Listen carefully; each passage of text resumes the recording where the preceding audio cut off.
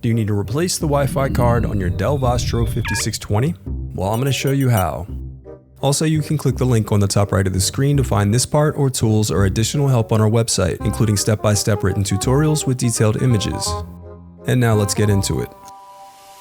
First, unscrew and remove the 7 2mm by 4mm screws.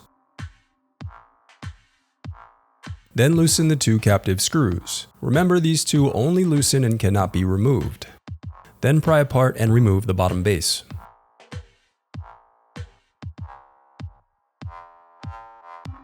Now disconnect the battery cable. Next, unscrew and remove the Wi-Fi antenna bracket. Then disconnect the antenna cables. Now slide out the Wi-Fi card. The reassembly of your laptop is as simple as following your steps in reverse.